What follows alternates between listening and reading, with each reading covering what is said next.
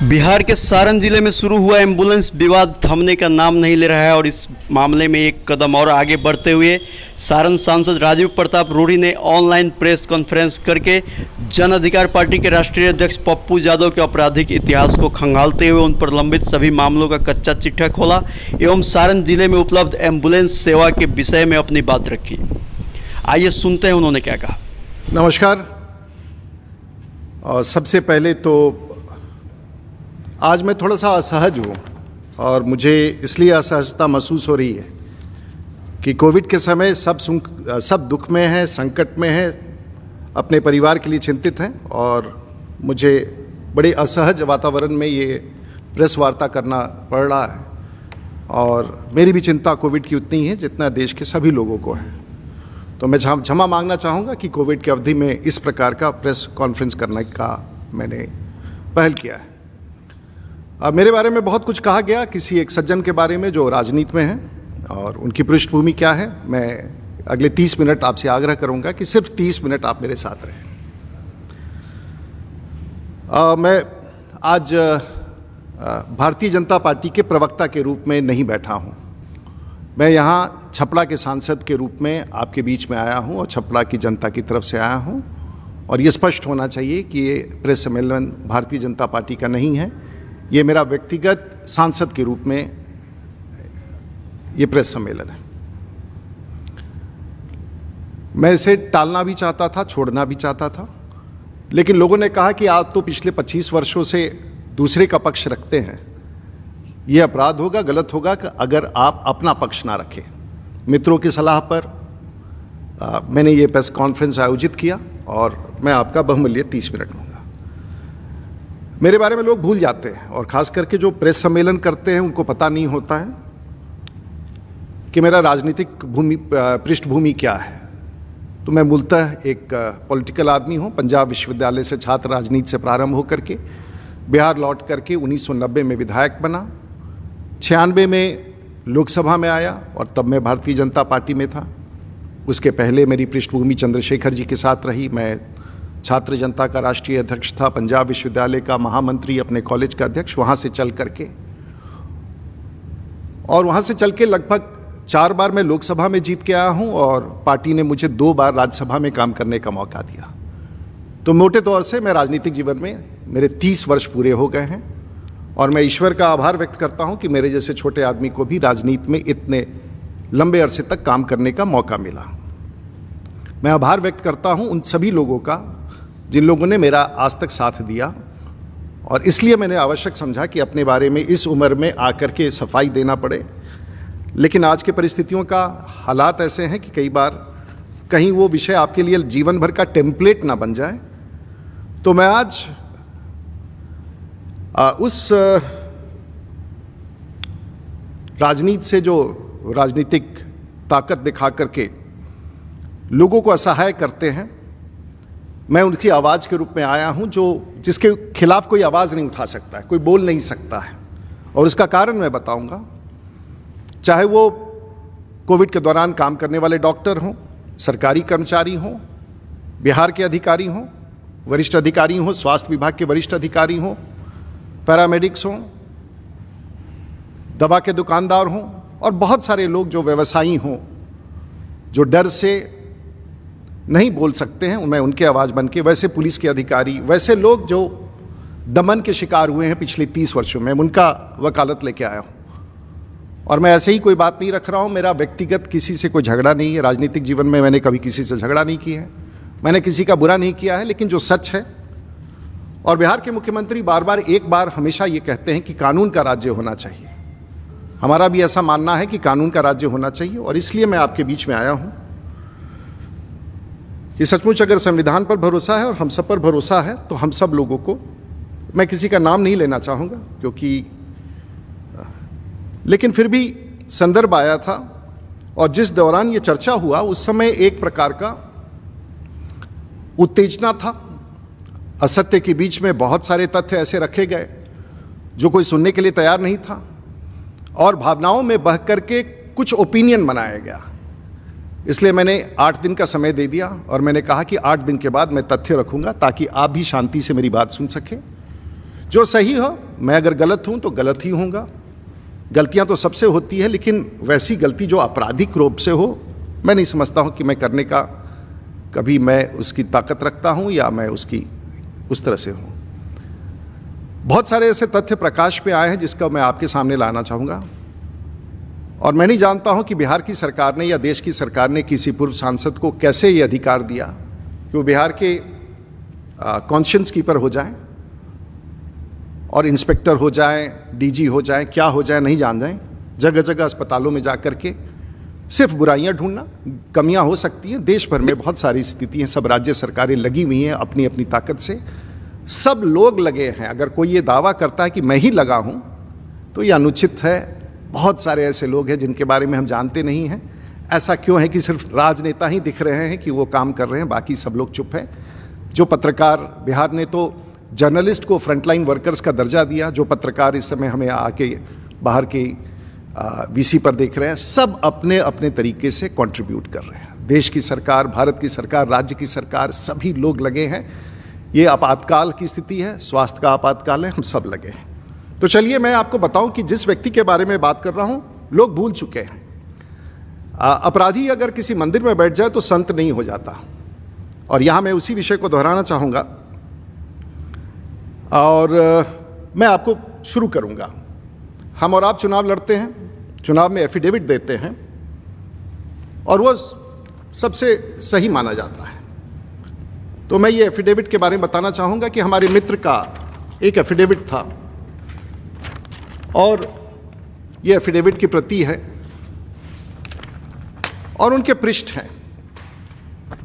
ये पृष्ठ हैं 32 आपराधिक मुकदमे का जो उन्होंने स्वयं स्वीकारा है, लेकिन ये कॉन्शियंस कीपर हैं बिहार और देश के, इसके बारे में कोई नहीं पूछता है। और ऐसा ही अगर आप देखेंगे तो पन्ना खत्म हो गया है अपने बारे में हस्ताक्षर करके कि मैं कितने अपराधों से जुड़ा हूं। मैं भी राजनीतिक व्यक्ति हूं, मुझे भी खंगाल लीजिए, और मैं भी 30 साल से राजनीति में हूं। और मैं सिर्फ एक पन्ना दिखाना चाहूँगा मेरे एफिडेविट में, अभी तक खाली है। मैं ईश्वर से यही प्रार्थना करता हूँ कि अपने राजनीतिक जीवन में मुझे अपराध और अपराधी की श्रृंखला में न जाना पड़े। ईश्वर मुझे ताकत दे कि ऐसे ताकतों के खिलाफ मैं लड़ता रहूं।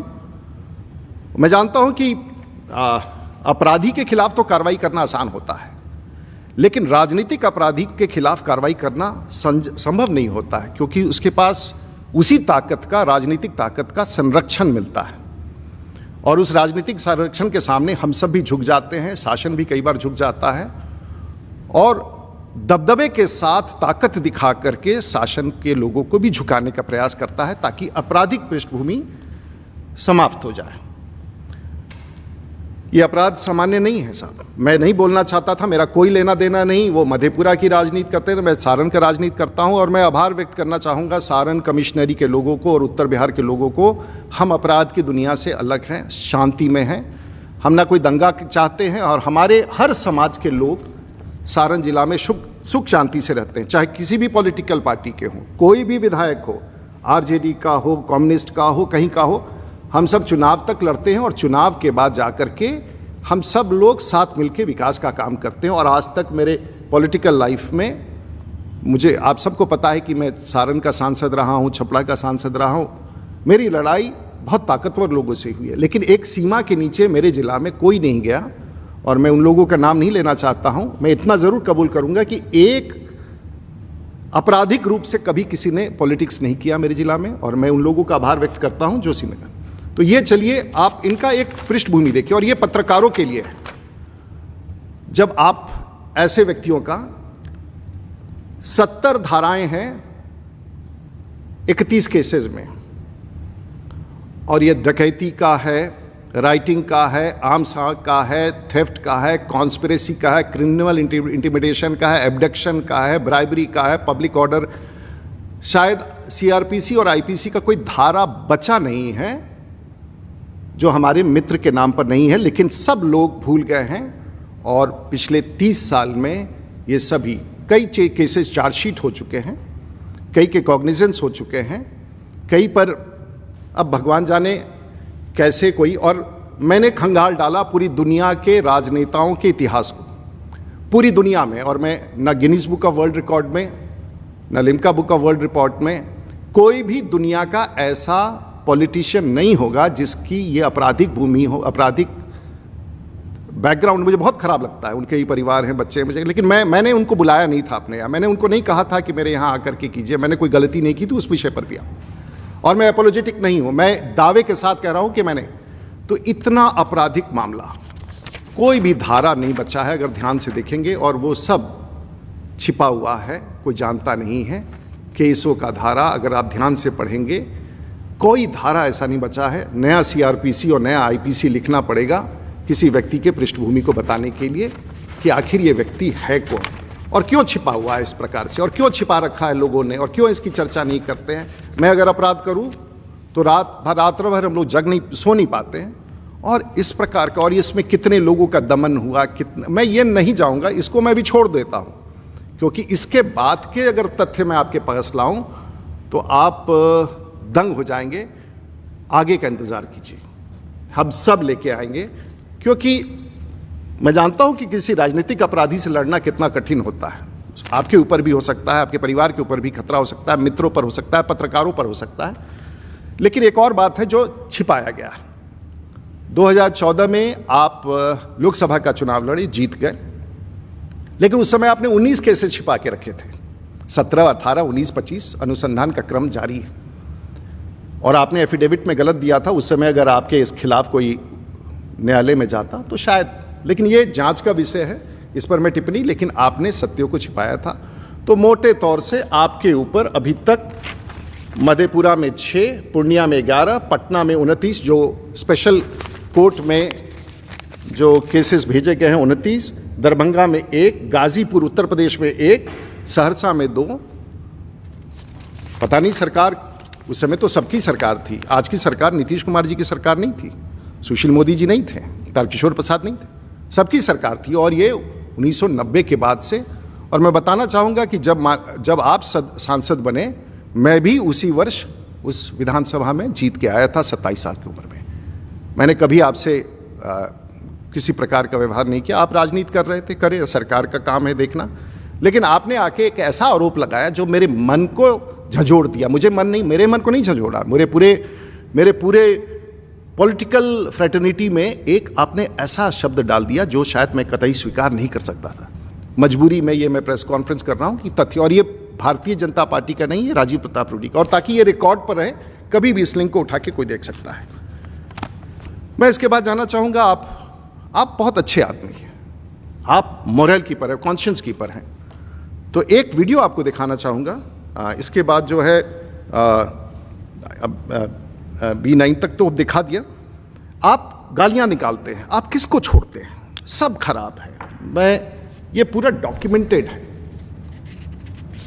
किसी को आपने नहीं छोड़ा है, सरकार में, सरकार के बाहर में।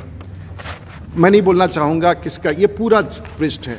उत्तर प्रदेश के मुख्यमंत्री, बिहार के मुख्यमंत्री सड़क पर ला देंगे, दिखा देंगे। डॉक्टरों के बारे में कोई ऐसा आदमी नहीं बचा है धरती का जिसको आपने अपमानित नहीं किया है, रंजिश नहीं किया। और आप संत हैं और बाकी सब अपराधी हैं, पूरे भारतवर्ष के नेता अपराधी हैं, भारत के स्वास्थ्य मंत्री अपराधी हैं, गृह मंत्री के बारे में आपने बोला और कहा कि इसे जेल भेज देना चाहिए, अपराध करना चाहिए, इसका हम अंतिम संस्कार करेंगे। आपने ऐसी सी बातें कही, किसी ने प्रतिकार नहीं किया, हमने भी नहीं किया, लेकिन कहीं ना कहीं तो किसी को जवाब देना था कि आपका ये नहीं चलेगा। ये पूरा डॉक्यूमेंट है, आप उनके फेसबुक पर जाके देखिए कि देश, आपको अच्छा लगता होगा, लेकिन जिन लोगों ने इनको एक चित्रण किया उनके बारे में बता चाहूँ।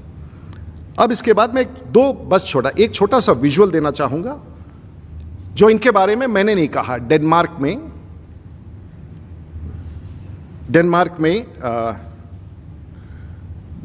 में किसी ने जाने के बाद, ये गलत हो सकता है लेकिन मैं नहीं जानता हूं कि अर्नब गोस्वामी इतना बड़ा गलती क्यों करेंगे। आप देख ले, इसको 30 सेकंड का है, सिर्फ याद कराने के लिए कि ऐसे भी लोग हमारे राजनीतिक जीवन में हमारे सलाहकार हैं और हम एक कॉन्शियस कीपर, हमें गाइड करते हैं पॉलिटिक्स के बारे में, राज्य शासन को, मुख्यमंत्री को। ये आप सुन लीजिए, 10 सेकंड का है, उसके बाद। In a member of parliament in the back seat of an MP's car surrounded by Indian security men. Name the member of parliament. Right. When I arrived at Delhi airport, I was received in the MP's personal car and put in the back seat and driven to his official residence within the sight of the the president's residential dome, and at his home, at Papu Yadav's home, and arranged for the transport by train that evening from Delhi to a very small train station that I couldn't see because I was packed in blankets.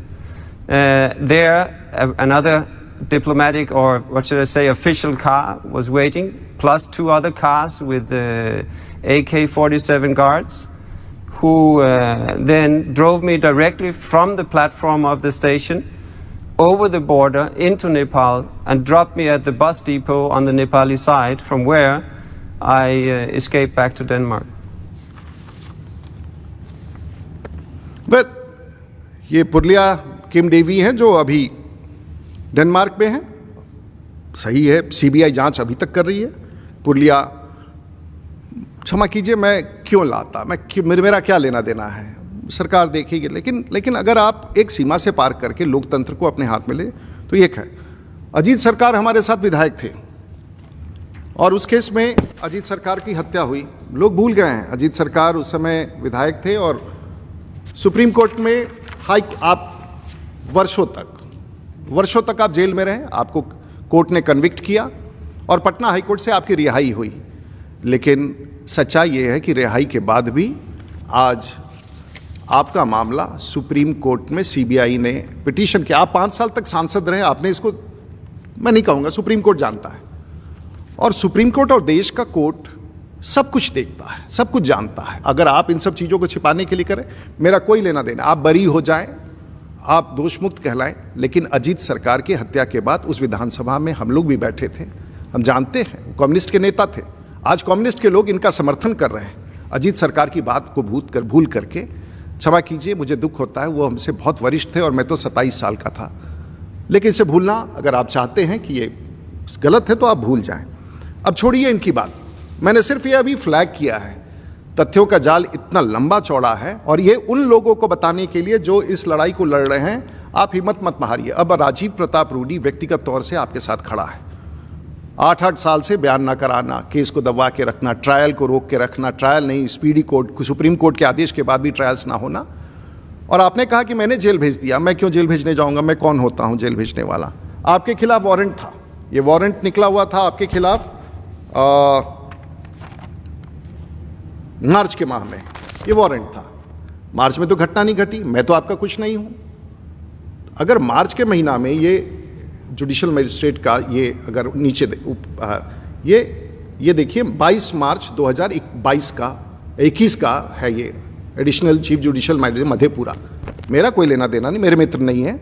Court का संज्ञान लिया, गलती से ये लगता निकल गया है, क्योंकि इस तरह की केसेस 20-20 साल से आपने दबा के रखा है।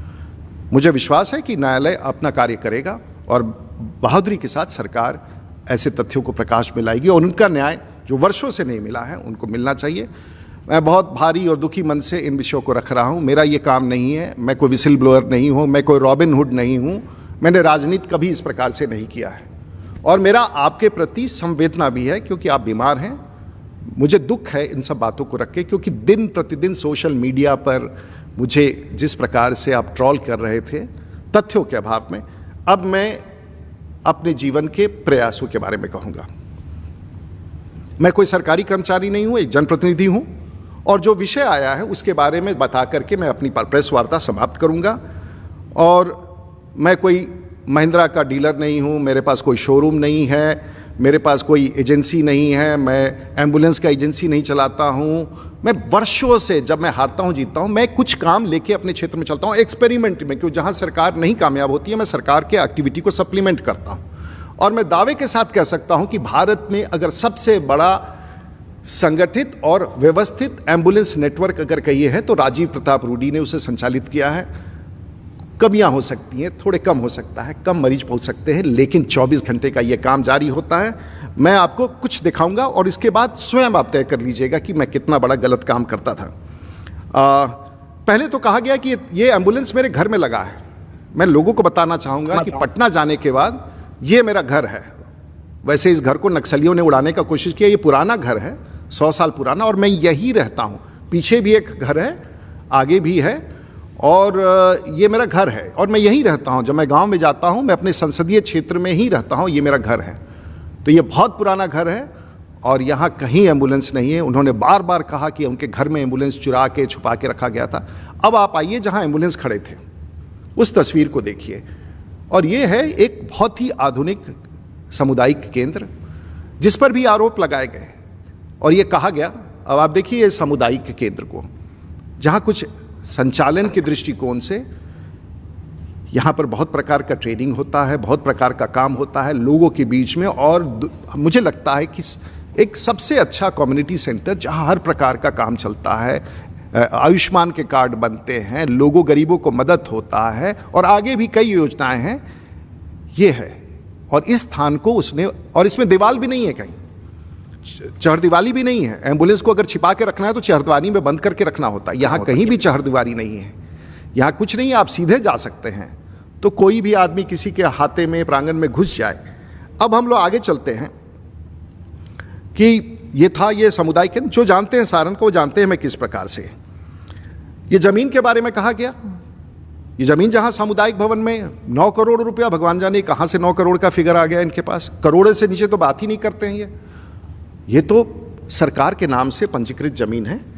और मैं ये सब सरकार के नाम से, राज्यपाल के बार बार कहा, मेरे परिवार के लोगों का, ये सब देख सकते हैं, ये सब सरकार के नाम से पंजीकृत जमीन है। ये पूरा का पूरा एफिडेविट जमीन सरकार के नाम से निबंधित है और एक एक पैसा सरकार का है, संपत्ति सरकार की है। कहा मेरी निजी संपत्ति है। चलिए, पॉलिटिक्स में इस प्रकार के आरोप लगते हैं, मुझे इससे कोई आपत्ति नहीं है, लेकिन सच बोलना चाहिए। और किसी विषय को जलाने के लिए, किसी को भड़काने के लिए आपने कहा एम्बुलेंस छिपा के रखा था, मैंने कुछ नहीं छिपा के रखा था। और ये भी बताना चाहूँगा कि जो 2019 में, मैं ये एम्बुलेंस का काम कोई कोविड में नहीं कर रहा हूँ, मैं एम्बुलेंस का काम पिछले 10 वर्षों से कर रहा हूँ, लगातार कर रहा हूँ, लोगों तक पहुँचा रहा हूँ, उसमें सुधार कर रहा हूँ। और ये एक व्यवस्था के तहत है। ये डिस्ट्रिक्ट में जितने 40 के आसपास जो ये समिति बनी हुई है, इसके अध्यक्ष DDC है, ये है, ये उसका है डिस्ट्रिक्ट मजिस्ट्रेट का। देखिए, ये इस पर पंचायत की मुखिया को दिया जाता है। और ये देखिए डिस्ट्रिक्ट एम्बुलेंस दास है, जिसमें उप आयुक्त अध्यक्ष होते हैं, सिविल सर्जन उसके सचिव होते हैं, जिला योजना पदाधिकारी, जिला लेखा पदाधिकारी, जिला पंचायती राज जिला, और सांसद का एक चयनित संचालन समन्वय संस्था, ये मुखिया द्वारा स्वीकार किया जाता है। और पंचायत स्तर पर भी एक कमेटी होता है, ये पंचायत स्तर पर का कमेटी है। ये देखिए, इसमें एक पंचायत स्तर की कमेटी है, वो शायद पन्ना दिख नहीं रहा है, मैंने निकाल दिया। और वहाँ से ये संचालित होता है, ये पूर्णतः सरकारी। मैंने अपने ऊपर ले लिया कि मैं चलाता हूँ, मैं समन्वय करता हूँ ताकि अच्छी तरह से चले, उसकी जिम्मेवारी लेता हूँ।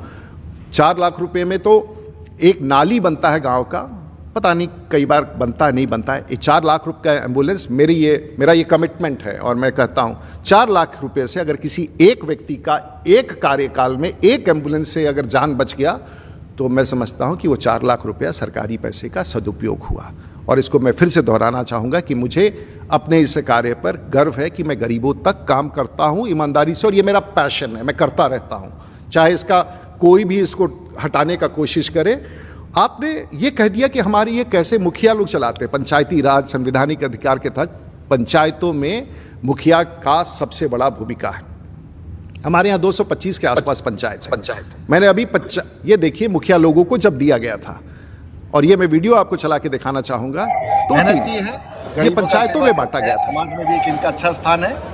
और मेरे लिए बहुत खुशी की बात है कि सतेंद्र जी को आज हम सांसद कोष से अपने पंचायत के लोगों का और जिला के लोगों की सेवा करने के लिए, मुखिया जी आपको ये एम्बुलेंस की चाबी मैं इनको दे रहा हूँ। हमारे साथ महेश राय जी हैं, जो नाथा छपड़ा के मुखिया हैं, ये समाज सेवा में लगे रहते हैं। और इनको भी ये 22 नंबर गाड़ी उनके जिम्मे सौंपा जा रहा है। जो फकुली पंचायत के मुखिया हैं, नौजवान हैं, मेहनत करते हैं, समाज का सेवा करते हैं। और ये आपको एम्बुलेंस का चाबी देता हूँ, पंचायत और इस जिला के लोगों की सेवा में लगाएं। सर, रंजू जी हमारे साथ हैं, रंजू कुमारी जी, उनके पति धर्मेंद्र जी भी हैं। और उनके पंचायत सेवक अशोक यादव जी भी, और सबकी सम्मिलित जिम्मेदारी है उस समिति की इस एम्बुलेंस का उपयोग करेंगे। और मुझे विश्वास है कि डुमरी पंचायत में जब ये चलेगा तो सिर्फ आप वहीं के, ठीक है, ये मैं ऐसे आपको सैकड़ों दिखा सकता हूं, लेकिन मैं कह रहा हूं ये एक दृश्य था। अब आपने हमारे मुखिया समाज को अपशब्द के, मुखिया बेईमान है, पैसे कहाँ रखता है, क्या करता है, अरे छोड़ दीजिए, वो लगा है कोविड में, हिसाब दे देगा, कल पैसे दे देगा। आपने मेरे जिला के पार्षदों को, मुखिया को, सरपंच को, वार्ड को, पूर्व वार्ड को आपने कैसे उसका अपमान किया। ये जनप्रतिनिधि हैं, जैसे मैं सांसद हूँ वो भी अपने जनप्रतिनिधि हैं, वो भी काम करते हैं, चाहे जितना करते हो, जैसे करते हो, अपनी ताकत से करते हैं। और मुझे गर्व है सारण जिला के सभी जनप्रतिनिधियों का, सभी सांसदों का, सभी विधायकों का, सभी वैसे लोगों का जो इस प्रकार के काम करते हैं। मैं आपका आभार व्यक्त करता हूं। और पंचायती राज का अगर स्वरूप सचमुच देखना है तो सारण की धरती पर आके देखिए कि पंचायत में किस प्रकार से एम्बुलेंस का संचालन मुखिया कर रहा है। अब आप कहेंगे कि आपकी क्या भूमिका है, मेरी भूमिका है, जिसके कारण ये आरोप मैंने सब कुछ अपने ऊपर ले लिया, क्योंकि ये मेरा पैशन है, मैं इसको संगठित कर रहा हूँ पंचायतों से। और एक अब मैं आपको दिखाना चाहूँगा, ये कहा गया कि मुझसे निकल गया उस दिन, मुझे लोग कहते थे कि हम ड्राइवर नहीं है, मैंने कह दिया ड्राइवर है, ड्राइवर नहीं है, उसको बनाया ड्राइवर, 40 ड्राइवर, कोई ड्राइवर नहीं आया आज तक हमारे यहाँ, कोई लाइसेंस नहीं मिला, कुछ नहीं मिला। चलिए वो भी एक गिमिक था, 24 घंटे तक समाचार चला, लोगों को लगा कि ड्राइवर के अभाव में, लेकिन एक और सच था जिसके कारण नहीं हुआ। और वो सूची मैं आपको दिखाना चाहूँगा कि क्यों एक और सच था। क्योंकि ये डीएम को मैंने चिट्ठी लिख के भेजा कि साहब एम्बुलेंस की ड्राइवर्स की कमी है, और ये घटना से बहुत पूर्व लिखा गया। और मैंने लिख के वहाँ डिस्ट्रिक्ट मजिस्ट्रेट को दे दिया था कि साहब अगर ड्राइवर मिले तो दीजिए, कोई सरकारी कर्मचारी अगर खाली है, ड्राइवर है, उसके पास ड्राइवर नहीं है, जिला में ऐसा होता है, उनको दे दीजिए। ठीक है, आपको लगता था ये मैंने फैब्रिकेट किया, कोई बात नहीं, आपको लगता होगा बचने के लिए, उसके पहले का पत्र लिखा हुआ है। लेकिन एक जिम्मेवारी होती है किसी का, मुखिया लोगों की भी जिम्मेवारी है। और अनफॉर्चुनेटली जो एम्बुलेंस उस दिन खड़े थे, ये सब उसका नंबर है, मिथिलेश कुमार सिंह छपला सदर, कृष्णा राय एक्सीडेंट होकर गाड़ी गैराज में, अनूप कुमार, जयराम गिरी, कन्हैया सिंह इत्यादि इत्यादि। आप डेट देखें, इंश्योरेंस लैप्स डेट 25/5/2021 को ये सभी गाड़ियों का, किसी का 22 में, किसी का फरवरी में, हमें सबको कह के सबका इंश्योरेंस, सबको है कि लौटा दीजिए, रूडी जी इंश्योरेंस करा के दे देंगे। हम दे देंगे, थोड़ा समय लगता है, लेकिन फिटनेस गाड़ी में नहीं हो, इंश्योरेंस नहीं हो, मरीज या ड्राइवर की मौत हो जाए या कोई घटना हो जाए, कहाँ से कोई जवाब देगा। तो काम करने वाले को ही आप उंगली उठाते हैं। माननीय पूर्व सांसद जी, आपको पूछना चाहिए था मुझसे, आप मेरे मित्र हैं, आपको आना चाहिए था, फ़ोन लगाना चाहिए था, डीएम से पूछना चाहिए था। आप किसी के घर में घुस जाएंगे, कहीं भी चले जाएंगे, आप पटना के अस्पतालों में ज़बरदस्ती घुसते रहे, क्या करते रहे, आप कीजिए जो करना है, लेकिन कम से कम एक सांसद, पूर्व सांसद दूसरे सांसद के घर में ज़बरदस्ती नहीं घुसता है, ये हमारी मर्यादा नहीं है। लेकिन अगर आपको लगा कि एक बड़ा ख्याति मिलेगा तो आपने, अब मैं आपको वो चीज़ दिखाना चाहता हूँ जो एक सूची जिसमें कितना ये एम्बुलेंस चले हैं, ये जरूर देख लीजिए, क्योंकि पत्रकारों को लगता है कि ये सब खड़े थे। तो ये एक एम्बुलेंस 62,000 किलोमीटर चला है, 58,000 किलोमीटर चला है, 50,000, 36,000, ये सभी एम्बुलेंस कितने किलोमीटर चले हैं। कोई स्टैंड पर ले जा करके सवारी ढोने के लिए एम्बुलेंस नहीं होते कि स्टैंड पर ले जाके खड़ा करो। और जिला में मैं दावे के साथ कह सकता हूं कि जिसने भी एम्बुलेंस मांगा 365 दिन वो एम्बुलेंस चलता रहता है। वो भी मैं दिखाऊंगा कि इसकी व्यवस्था क्या है। और एम्बुलेंस के मामले में भारत में सबसे आगे हमारा एम्बुलेंस की व्यवस्था है।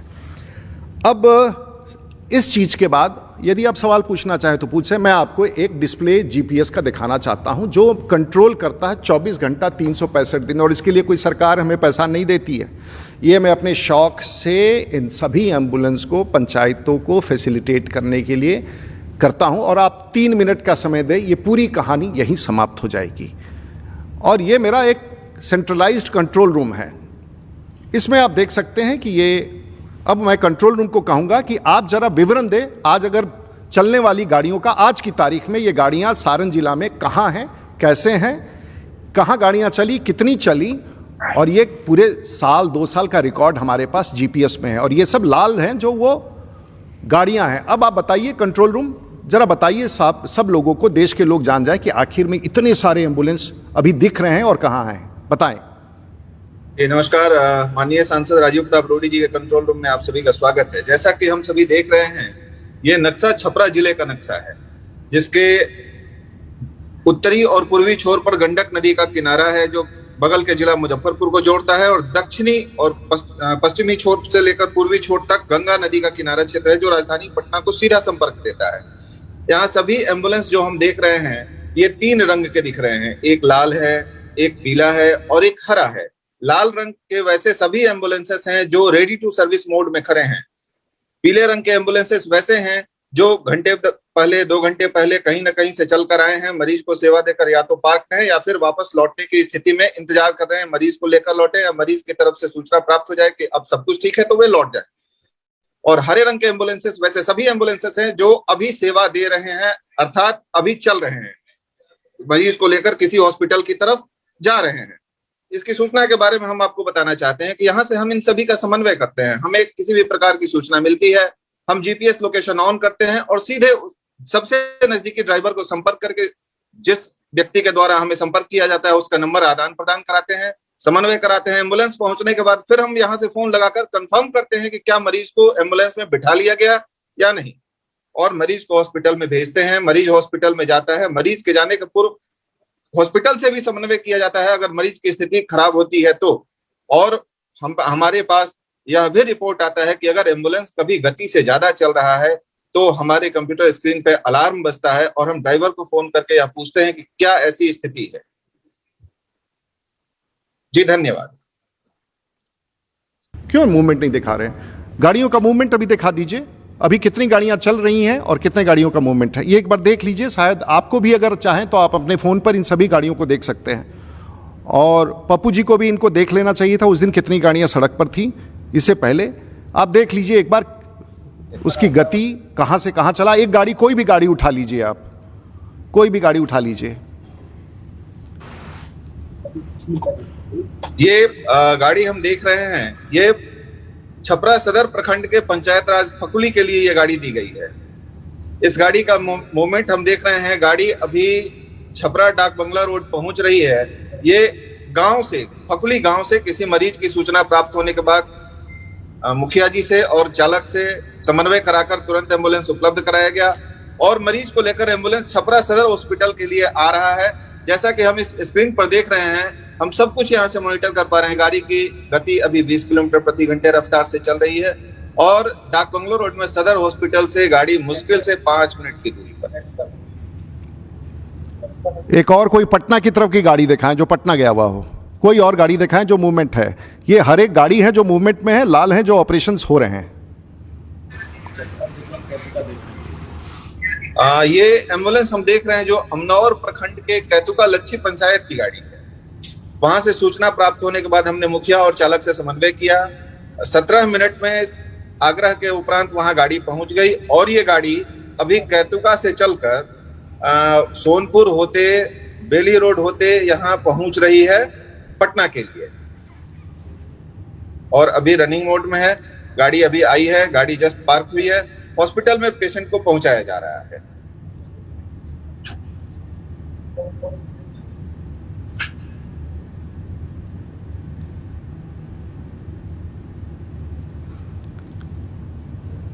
अगर एक और कोई दिखाना है दिखा दे। उसके बाद इस प्रकार से आप देख सकते हैं, अगर आप बैठ के अपने टेलीफोन पर आप हमारे कंट्रोल रूम से प्राप्त कर लें और कोई भी एम्बुलेंस को किसी भी समय देख लीजिए। माननीय मुखिया लोग पहुंचा रहे हैं, मैं उसको मदद करता हूं, इसलिए ये गाड़ी की गति 40 किलोमीटर है और ये भी है अगर ये 100 को पार करता है गाड़ी तो रेड अलर्ट आ जाता है और 100 किलोमीटर पार करते के साथ हम उसको तुरंत कहते हैं कि भाई गाड़ी क्यों तेज चला रहे हो।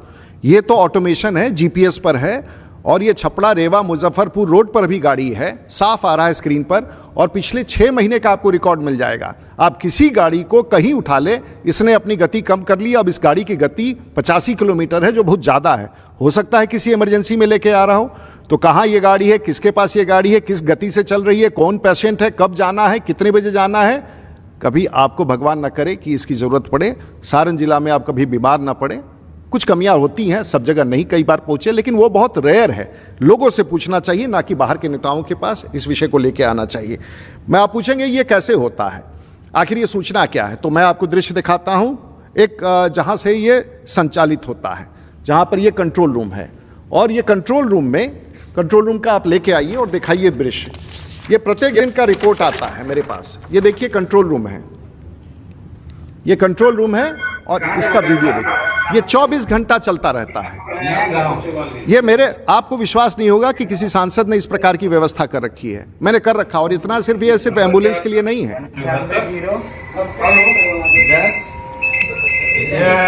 उसमें ई पास करके इसमें आप सारा डिटेल भरिएगा, अपना सबमिट कीजिएगा, तो 1 से 2 घंटा में आपके पास सारा डिटेल मैसेज आ जाएगा।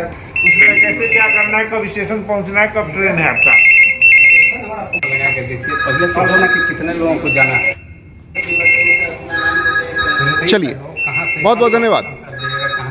देखिए साहब, कार्यकर्ता यहाँ 24 घंटा बैठे रहते हैं, और ये सिर्फ एम्बुलेंस के लिए नहीं है। आप इस रिपोर्ट को देखना चाहेंगे, 15 दिन का कॉल सेंटर का रिपोर्ट, और ये डीएम एसपी सबको जाता है।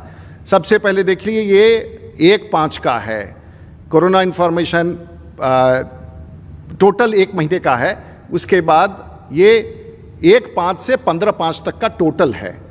कोरोना इन्फॉर्मेशन 2500, एम्बुलेंस 507, इलेक्ट्रिसिटी का कंप्लेंट, ब्लॉक का कंप्लेंट, लैंड डिस्प्यूट, पुलिस, और 15 दिन में मुझे 6133 कंप्लेंट। प्रत्येक दिन का भी रिपोर्ट है, प्रत्येक दिन का देखिए। जैसे ये 15/5 का है, यानी कि कल का, 2 दिन पहले का।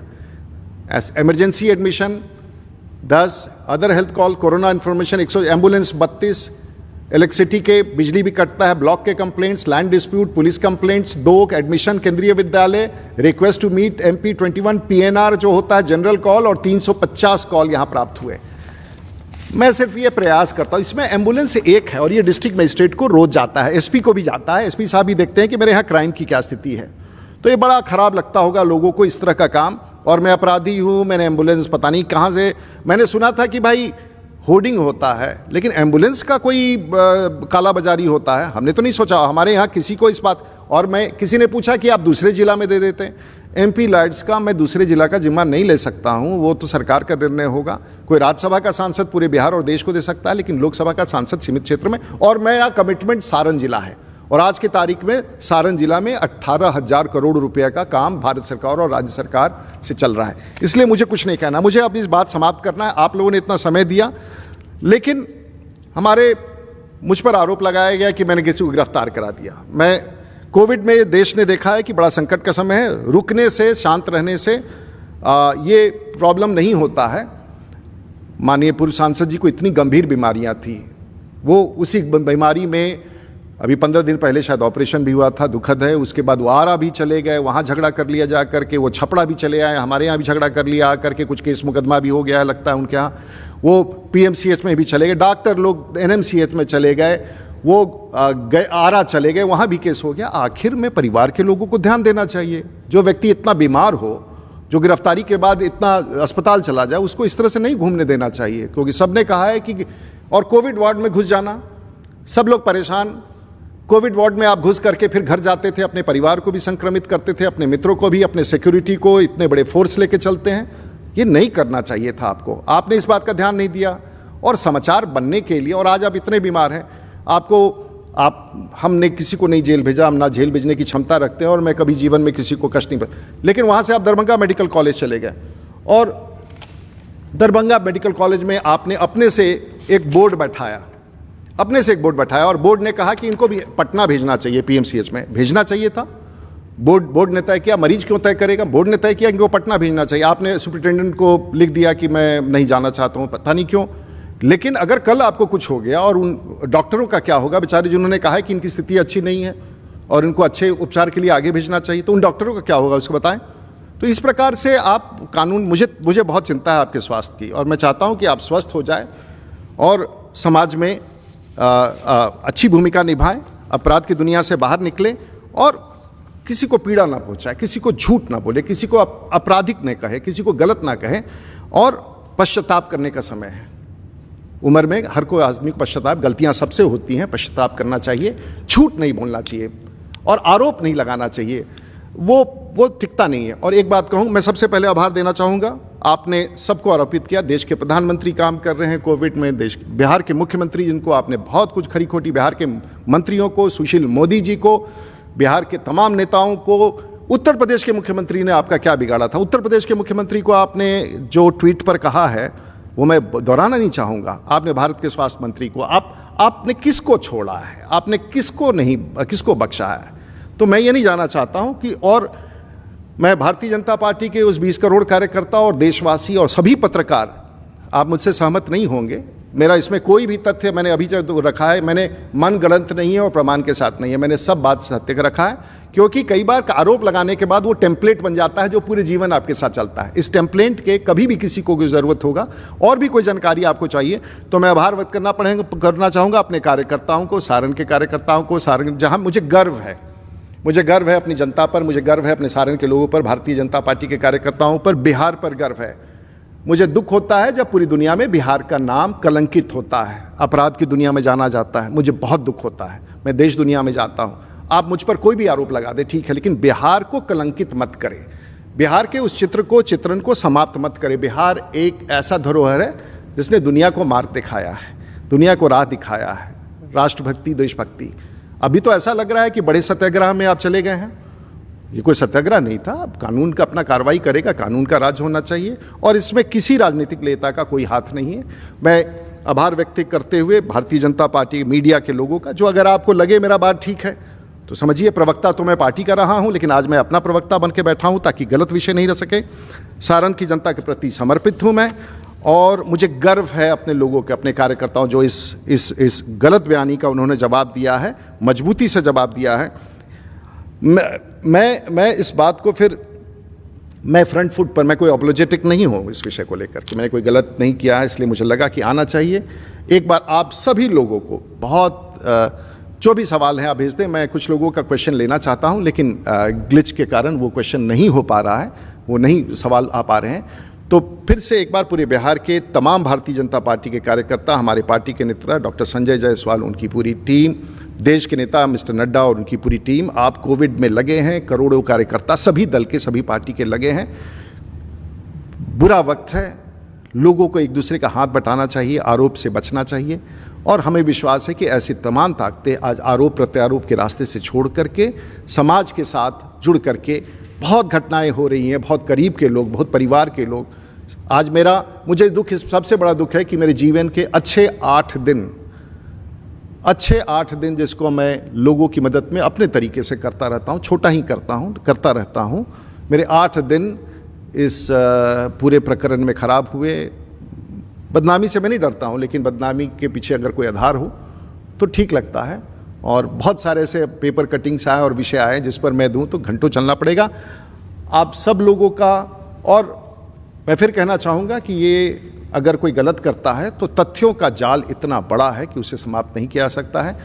मेरे देश भर में लाखों लोग जो आज मुझे देख रहे हैं, मेरे मित्र, वो जो जानना चाह रहे हैं, जिन लोगों ने जानना चाहा, उन सब के लिए प्रत्यक्ष रूप से है। मैं जो काम करता हूँ इस राजनीतिक काल के अंतिम समय में, 30 वर्ष के राजनीतिक जीवन के बाद मैं कुछ ले करके या संपत्ति बना के मैं समाज को वापस दे के जाना चाहता हूँ। जो मेरी ताकत है, ईश्वर की बड़ी संवेदना रही है, सब लोगों की संवेदना रही है और मैं किसी का बुरा नहीं, मैं आपकी स्वस्थ होने का कामना करता हूँ, आपके परिवार की भलाई चाहता हूँ।